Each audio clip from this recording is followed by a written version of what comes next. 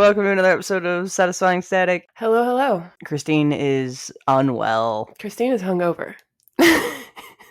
And by unwell, I mean hungover. Yes, indeed. Christine had to be reminded that we were recording this morning. Not just reminded, my wife had to report me. She had to text Maggie and say, hey, do I need to wake her up? It's in the calendar. Thank God you add Olivia to our invites because... This is literally why. I literally add her so that she knows and she can be like, aren't you supposed to be doing this thing at this time? She very gently woke me up, which is very nice. Sometimes when I get woken up aggressively, I get very angry, and she very gently just touched and was like, hey, you have the podcast. I was like, when? She's like, now. I was like, oh. Yeah, I've kind of figured because you weren't in a terrible mood. I was like, oh, Olivia did a good job waking her up today. Yes, she did. She did. I also woke up at 2:30 in the morning and did the classic went to bed intoxicated thing where you have to get water and Advil in the middle of the night. So I had to do that. Fun morning. So Christine's currently thinking about food, so we'll see how this episode goes. So much food, yes. Housekeeping on my end. My breast surgeon released me. This is the oncologic surgeon who was like, you have less than 1%. I never have to see you again. Everything looks good. And I was like, can you at least see me next year? And she's like, sure. But then I never have to see you again because everything looks good. So she looked at her med student and she was like, this happens sometimes, and you have patients who have had high risk for so long, they get nervous, they don't get these continual check-ins, but it's a totally normal thing. Your risk is less than 1%. You don't have to keep seeing me. It's fine. I bet that's a really exciting, bittersweet, I guess, news to deliver for her to be like, hey, You never have to come back to me. There's no issues. You're good. Yeah. And I was like, but can I? I was like, just next year. She's like, you should get chest exams once a year. Oh, Murray fully got the cabinet open. The cabinet open. I don't know what he's taking his time. Murray's just behind me on the kitchen counter, attempting to get into all the cabinets slowly. He opened one of them and he laid there for a moment, and now he's full blown cleaning himself. And he's like, now that I've opened it, I don't think I want to be in it. Thank you. Yeah, he'll figure it out in a few minutes, but it's just hilarity ensuing behind me. No, he needs a different cabinet. Yeah, genuinely. Oh, no, he's in. He's like, oh, I just gotta go around. He's in. What's in that cabinet? Literally nothing. Pots and pans. He's gonna go in there and just lay down. He goes in there and will sit for a minute and then comes back out and attempts to do the same thing with all the above cabinets. And then when he gets frustrated, he just jumps on the fridge. This is so funny. Harriet has never attempted to fuck with any of our cabinets. Murray gets bored so easily, and he literally has a door to the outside. I don't understand. He's just a bored cat. He will, literally yesterday, he was just bored, so he's just following me around screaming and then swatting at my legs. Oh my God. Well, it's so we made those coasters on the mini moon we went on, right? Mm-hmm. And when they got here, I was like, yeah, we can leave those there. Harriet's not going to mess with them. 10 seconds later, she comes over and she's like, what are these? Let me just knock them down. I'm like, what? You've never messed with coasters in your whole life, and this is what you decided to do? Right. It's because you said it. You're like, oh, she's not going to leave him alone. She's like, leave what alone? Hold on. No, it's exactly what happened. It's exactly what happened. Anyway, sorry for the interruption. You were talking, your surgeon. Or your I don't know the word. Oncologic breast surgeon, yeah. So that's done. Woo! I go back to work in a few days, Monday the 25th. So that's exciting. By the time this comes out, I'll be back to work. I bet that's going to feel so weird. You took so much time off after never taking any time off. Yeah, 5 weeks. And what's funny is some of the people, our schedules just never align, so I won't see them for a month or more. And so for some people, they're going to be like, oh, hey, what's up? And I'm going to be like, sup? And then other people are going to be like, oh my God, I thought you were never coming back. Oh my God. That's funny. I didn't think about that. But yeah, that's hilarious. Well, hey, back to work. So I bet you're going to be excited to at least be off the couch. I am so excited, and I got the official approval from Massachusetts that they approved my paid disability, but they're not sending me money until October 1st, and it's going to be just the whole amount. I'm like, okay, so a full 2 weeks after I've returned. I think I said that to you when you were telling me about it. I was like, I bet you're just going to get a lump sum after you're already back to work, because it's impossible. Yeah, they're going to tax the whole amount. Yep. So I'm like, cool. Yeah, but hey, at least you're getting something, and it's coming after all these weeks of not working, you know? No, yeah, it's helpful, and we booked Disney. Oh, yeah! Okay, so I'm more excited about that than you probably, because... So excited. I'm so excited. Yay! Yeah, so I don't know if you did we talk about this on the podcast? But Christine had to make like a whole PowerPoint presentation to convince Olivia. It was 26 slides in 17 minutes. It was so wordy. I could not. I was like, oh God, she's a saint. But it worked. So now they get to go to Disney. Correct. And so it has been approved. I'm like, every few minutes, I'm like, we're going to Disney World. And Olivia's like, we're going to Disney. I'm like, you're not actually excited, but thank you for faking it for me. I appreciate it. And you're coming during Halloween, which is going to be so fun. Yep, we're doing the Mickey's Not So Scary Halloween party. Yeah. And I had plans tomorrow to go to a friend of mine's baby sprinkle, which is like a shower, but smaller, more intimate. Right. And it's been postponed because her daughter is sick. Oh. Yeah. So instead, I think me and Olivia are going to pick out some stuff like her magic band color. Oh, okay. And cute. What day we're doing the parks, because we have to order our magic bands. We need to get our magic bands. Yeah. It's a big deal. It's a big deal. There's a lot of planning. Are you guys staying at the resort or are you staying somewhere else? Yeah, so it's funny because Olivia doesn't like sports and we're staying at All-Star Sports Resort, which has a giant football helmet. And so the picture I put on the slide was the giant football helmet. And underneath it, I said, no, I'm not kidding. Yes, that is a giant football helmet, but it's the cheapest resort, so we're staying here. Okay, that's fair. Yeah. I wasn't sure because I know the resorts get pricey, but they're like so cool inside. Yeah, there's also like some benefits to All-Star Sports. So All-Star Sports is the first All-Star resort that's picked up in the morning with the buses that take you to and from the parks. So if you're on the first one, you get actual seating, and two, it won't be full already. The other All-Star resorts might have an already full bus and have to wait for an additional bus to get sent, which loses you time in the parks. Right. It's also the most recently renovated. Oh, nice. So the rooms are the newest of the All-Star resorts. So lots of perks. We love that. I know you did your research for that PowerPoint, so thank you for informing all of us. Of course. And genuinely, you spend hardly any time in it. There's no point in getting this huge, super fancy thing. If Olivia was like, yeah, plop me in front of a pool and you can go to the parks, I'd be like, okay, well, then we're going to stay at the Grand Floridian or like something that's like $600 a night, because then you have like a nice pool to do those things in. Yeah. Well, either way, it sounds like it's going to be super exciting. And you obviously did your research, and I'm super excited for you. I am jacked. It is in about a month. We're going to be there October 26th to the 29th. Right. Yeah. So soon. Very, very soon. Yay. Okay. Well, tomorrow should be fun picking out all your details and stuff. That'll get you more excited. Yeah. I'm excited for Olivia to get excited about a magic band. She's currently dancing in the living room. She's like, yeah. Aw. Fun fact, I've never been to Disney. I know. You're totally going to meet us at Disneyland in February when we go to Disneyland in February. Yes. Olivia's over there signing yes. She's like, yes. Yes.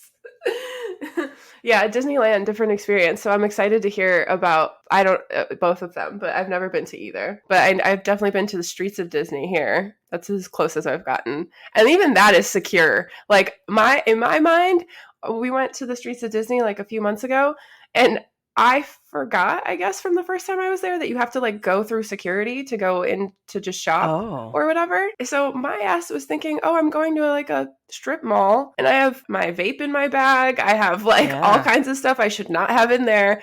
And we walk up to it and the person I'm with looks at me and goes, do you have your vape in your bag? And I went, crap, yes, I do. And immediately, because I stopped at before security and went digging through my bag, they came up to us and were like, hey, you can't stand here and do that. If you have something in your bag that can't go in, you need to go take it back to your car. And then when you come back, we are going to have eyes on you. It's the streets of Jesus. Okay. So yeah, it was pretty intense. And I was like, I don't know that I could survive.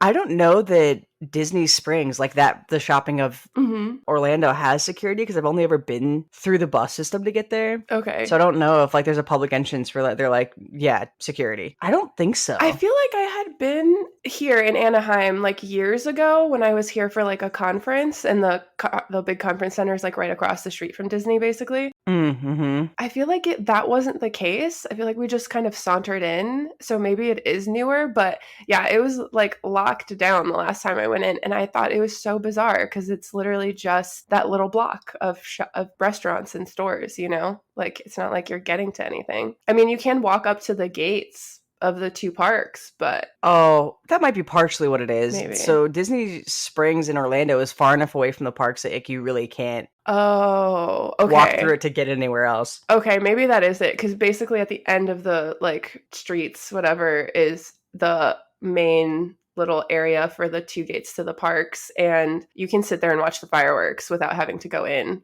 So usually there's like a little crowd, and then there's the security for whatever Disney Adventure and the other one. I forget what they are. But yeah, my friend took me one night and we like were shopping around, and then we just like sat on the cobblestone streets and watched the fireworks. I don't think I realized that Disneyland had two parks. I will have to investigate for our trip in February. I think it's the bigger one. Okay, listen, I don't know anything about Disney. I've never been, but living out in Southern California and being this close to Anaheim, you learn a lot. And I think it's the bigger park, but yes, there are two separate ones. One is more like roller coastery and one is the old traditional park. And yeah, you can walk up pretty close to it. Like it's not like there's it's like so shut down. Like you can kind of just walk around both parks and see the roller coasters and like watch all the fire. Like if you're at Huntington Beach or Bolsa Chica, like you can see the fireworks from there every night. Oh wow. Yeah, Disney World has 4 parks and is like huge, but Disneyland was like the OG. Mm-hmm. And from my understanding, they have trouble expanding in Disneyland because they're the OG. They only have X amount of land and it's hard to get more land around it. Yeah, that might be right. It is heavily populated right around it. Like immediately outside of the park are like apartment complexes. Yeah, I think Walt learned from that. And so he bought the entire city when they moved down to Orlando, and they were like, Buena Vista, we own this. Ours now. Yeah, no, that makes sense. Yeah. So yeah, I don't know much about the differences, but all I do know is you can walk into the resorts here. Like no one's going to stop you. Yeah, Disneyland has some of the newer age IP stuff. So they have like the Avengers campus. Oh, right. Yeah. Do you have any housekeeping? I feel like I did, but I've definitely forgotten all of it at this point. So let's go with no. Rough. Okay. Well, we are eating into the time zone here. Beep. Beep. Beep. Beep. Beep. Beep. Beep. I didn't have a good start to that. That was just the fact that you like made one noise and then like immediately looked up and over at Olivia. Or something. I was waiting for her to judge me. How about colon or colon? Colon. It could be Colin. I didn't want to bastardize any Collins out there, though. I felt bad. Sorry, Collins. Colon. You know what? It's funny. I immediately obviously thought of body parts, and then for some reason of columns, like Greek columns, like going to Greece and seeing all the like old temples or whatever. Like that's the next thing that popped into my mind. I don't know why that word association happened there, but yeah, absolutely. It was just thinking of like, or like on old houses or big fancy houses, you see those big white columns. Yeah, they're very popular out here because we have a lot of houses that were built in 1780. Yeah, right. Colon is a weird one. There's only really one thing that can make me think of, and that's poop. So I immediately thought of literature and the semicolon. Oh, okay, yeah, that also, yeah, that works too. And how people use them inappropriately. Yeah, all the time. No one knows how to use a semicolon or really a colon. To be honest, we don't actually. Grammar is not a thing we're taught well or pay attention to usually, especially not anymore with the internet. I think you're the only person I would trust to use a semicolon. I still have to Google it. I still have to Google it sometimes because I get a little uncertain in the colon because they're not interchangeable, and sometimes I use them like they are. So I do still get confused. At this point in internet, like, does grammar even matter? I literally read an article yesterday or whatever the other day that was on like some well-known tech website where it was full of ellipses for no reason, just like sentences ended in ... Why? Yeah, that's weird. It made no sense. It was obviously written by someone who like writes to their friends online a lot. You know what I mean? And I was like, who edited this? Why did this fly? Like, why is this published and being promoted right now when like it is atrociously written? Like it's so grammatically incorrect. I just don't understand. But internet, you see that a lot. They fired all their editors. Cutbacks. Yeah, that too. Or they're just letting AI write everything and not proofreading anything, which is the other thing that's happening. So it's funny you say that. I was just reading on Reddit like passive income post where somebody was like, I've been using ChatGPT to create blog posts and I'm now hosting those on a website and getting paid for the traffic. Yeah. And I'm like, you can't even trust blog posts now? Like, no.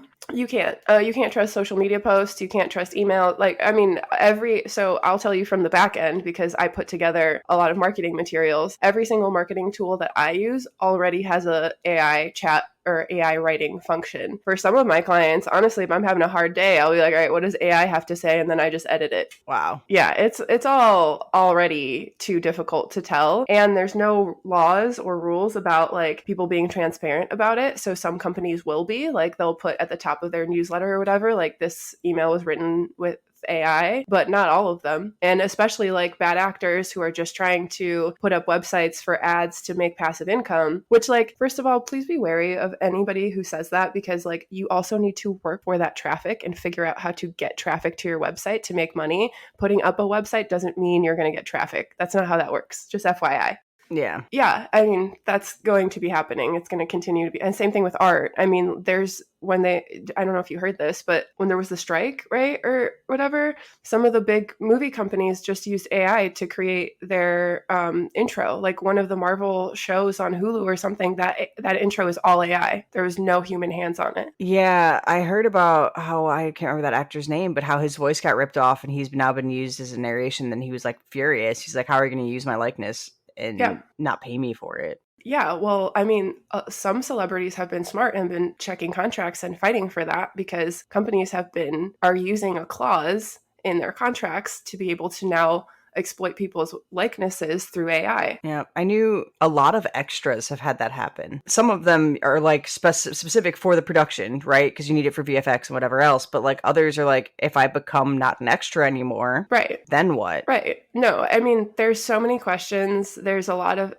huge conversations around the ethics of AI that are going on right now. It's just, unfortunately, government will always be behind innovation, and like government is always behind technology. Legislation is always behind technology. So we're just going to be in this weird little phase for a while where there are no rules and everything goes until the rules start showing up. But that's going to take some time. So it's going to be a weird time for technology for a little bit. Do you remember Andrew Yang? Yes. I actually just saw a TikTok of his. Yeah, me too, where he was like the guy that ran for president and warned you about AI. Yeah, literally, and wanted to give everyone money or something. And I was like, who are you? And I was like, okay, I do remember you. Yeah, he unfortunately got tanked running at the same time as Bernie. It was, and everybody was like, if we're going to pick a progressive, everyone's going to pick, Bernie, because he's got the best chance of doing well.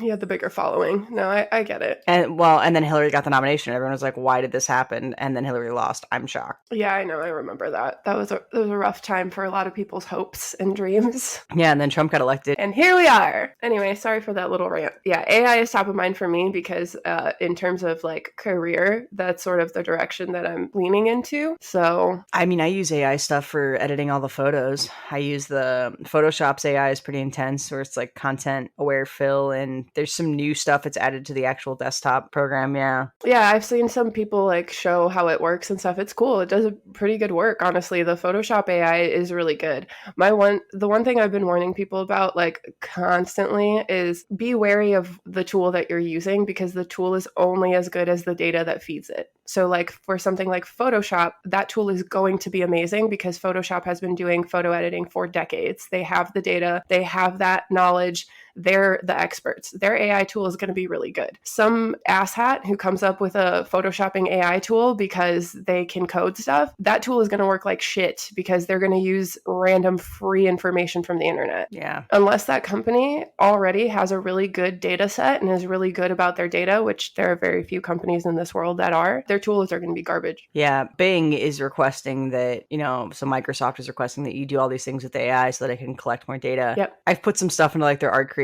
or whatever, and I'm like, this is not good. Yeah, because they don't, first of all, Microsoft, I have so many opinions about Microsoft, but I would never, ever trust any AI tool that Microsoft puts out, nor any of their data. They are a hot mess. Just because they're everywhere does not mean they know what they're doing. They're everywhere by force. They've forced themselves to be the premier software that businesses use. But literally every major company I've ever worked at uses Microsoft and Teams, and then because the CEO or whoever bought it, and then the actual people who do the work use Google Suite. So oh yeah, no, Google Suite from that standpoint for sure. But like I'm a Microsoft fan kid. Like for Xbox and like that sure. But for like business products, so like what I'm saying is like if they come out with like a AI tool to make PowerPoints look better, I would still use Google Slides. You know what I mean? I'd be like, go fuck yourself. Absolutely not. No, they lost that competition a while ago because you cannot get over the ability to share how Google does. Like you just can't. And Gmail became the email system. Like I hated Outlook. I hated all that stuff. Like I don't know. Yeah. You can't get over their UI. Like you just can't. No, because it wasn't ever meant to be usable. It was just a product to sell to big corporations. And then it was the big corporation's job to figure out how to make everyone use it. Yeah. But anyway, but yeah, AI. So interesting topic for everyone, I guess. I know there's a lot of fear around it and stuff. I think that's more just uncertainty. But yeah, I mean, I'm looking forward to seeing how we end up using it in the future. But currently, I would say trust nothing. Literally question everything you see. I mean, we're treating AI a lot like the country originally treated immigrants, which was, you're here to take our jobs. Yeah. We have to ban all of that right now. Yeah. Well, that's how we've always looked at up and coming technology, right? Think about like the Industrial Revolution when we started replacing people with machines and everyone was like, oh my God, like, what do we do? Blah, blah. Other jobs popped up. You know what I mean? Somebody needs to maintain the machines. I do think a lot of jobs will go away, but I think new jobs will come. And so I'm less worried because like I'm prepared to shift. You know what I mean? Like I'm not expecting to do the same job I do forever. Like I don't think it's going to exist forever, but I'm going to change with the times and I'll figure out what my job will become. And I think if anyone's feeling scared or nervous about their job, because I've had a lot of conversations with like content creators and writers, it's not about you keeping a death grip on your current role. It's about you trying to figure out how to adapt and what is your role going to look like 10 years from now. Yeah, I think writers especially, it's scary. Oh yeah. You ask an AI to create a poem or whatever about X, Y, or Z, and it's like instantly. It's pretty good, yeah, and it comes up pretty good. Yeah. Yeah. No, I mean, the biggest conversation as soon as ChatGPT popped up was, what does this mean for writers or editors or content creators, etc.? And the reality is like a little scary because there are going to be people who cut corners and don't want to pay for the work. So instead are going to pay someone to run everything through ChatGPT. Whatever. Anyway, AI. Yeah. But I would say there are also a lot of companies, especially right now, like the AI is not perfect. It doesn't give you necessarily what you need exactly. It still needs to be fact checked because it does still include incorrect information a lot of the time. Mm-hmm. The thing that I see changing most is writers moving from being like just kind of starting from blank page writers to being more like curators or editors, which maybe not as fun, but like still a job. Yeah, and just like sad. Oh yeah, I love that meme that's like, I really wanted AI to like help pick out the optimal grocery list and like figure out what my best way home from work is, not paint and write poetry. Like, what the fuck? Right. I'm like, part of what you love about reading a good piece of writing is that like you can imagine how someone would come to think of that or like feel that. The humanity. Yeah. And if a computer fakes humanity, it's like, Yeah. Yeah. I mean, I do think that computers are going to do a good job because they have like a huge source of data to pull from. Yeah. It's interesting. It's definitely an interesting conversation, big topic. There's not a lot of clear answers. There's more questions than anything right now. So to circle back to colons. Yeah. You should never participate in one of those store-bought colon cleanses because they're all a rip-off, so please don't do that. Gross. Okay. Thank you for that. They will, quote, clean your body out. You'll have lots of loose poop, but it's not what you want. It's not doing what you think it's doing. Oh my God. Okay, well, since we've severely switched gears, what are your thoughts on home enemas? Oh, I love them. If you need an enema, if you're constipated and you need an enema, please do a home enema. Yes, don't come to the hospital because then I have to give you an enema at the hospital and that sucks. Okay, that was not the answer I was expecting, but wow, okay, good to know.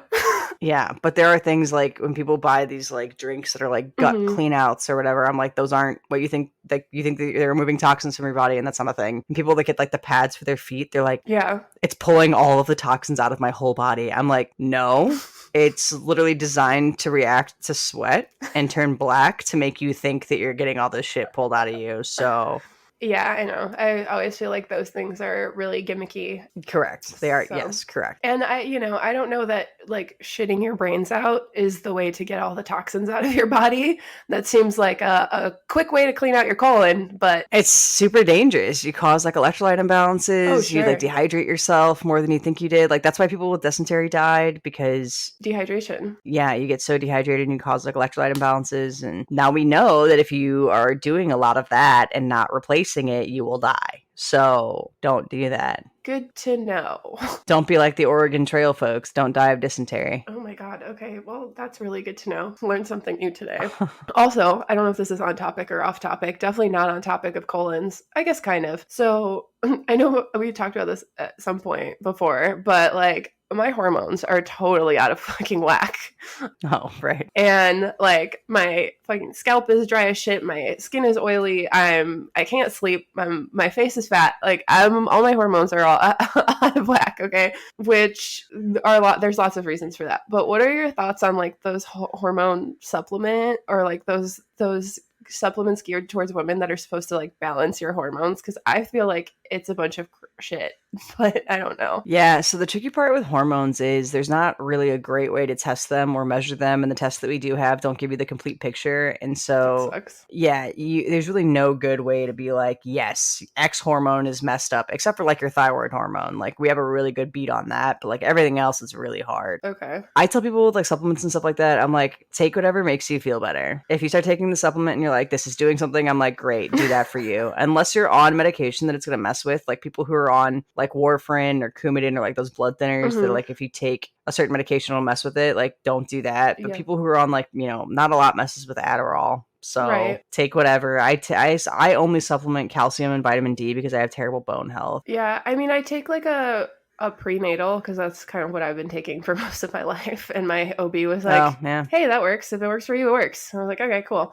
Because it's kind of got everything in it. But I have been getting a lot of like ads fed to me for hormone balancing supplements specifically for women because, you know, my phone's always listening to me and I've been having issues and I've been doing research. So obviously I tried one time and I thought my fucking skin was on fire. Okay, that's what I'm nervous about because I don't fully know what's in them. I'm not sure like what the combination is. Like I've been taking my like prenatal or like a woman's once a day for a while and I feel like the prenatal is the only one where I'm like, yeah, I feel like this actually does something. Like my hair grows faster, my nails grow faster. Cool. My skin looks better. Love it. Yeah, I mean, you can always branch out, you can always try, but like do it on a day off so that you know if you have like a terrible reaction to it, it'll be out of your system by the next day. That's actually a good idea. I didn't consider that. Okay. It's just they're also so expensive. Anyway, if anyone has experience with these, I would love to hear because like I feel like it's such an investment. Some of them are so expensive. I don't know if you've heard of this one called like Ritual. That was like so popular among influencers for a while. You look at the capsule has like little beads and oil in it. It's like, it feels really gimmicky, but I'm like, okay, well, if it works though, it works, right? That does feel gimmicky. It feels like something directly out of the Goop playbook. Yes! Totally. Yes, exactly. Like, oh, we're different. Look how different we are. Yeah. So I don't know. I'm just like wary. So maybe, and I don't want to be so wary that I go with a cheaper brand or something that I'm like, don't have as much confidence in because then it's probably not going to work. Right. And maybe I would have a really bad reaction. You're having weird supplement FOMO.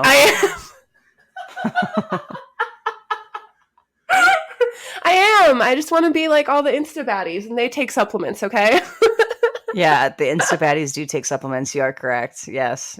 So, but thank you. I just really needed your opinion on that because I was like, some of those supplements might not be great for the colon. Right, exactly. Like, do I want to be heading to the bathroom every 5 minutes after I take them? Not really. Yeah, especially if you're taking them with your coffee. Rough. Oh my God. Yeah, exactly. Like, I already have probably IBS. The fact that I just realized I need more electrolytes in my system most of the time is already an issue. So I don't think I need more help in that department. My tummy's pretty upset most of the time. My colon hates me. Well, on that note. Was that a good way to wrap it up?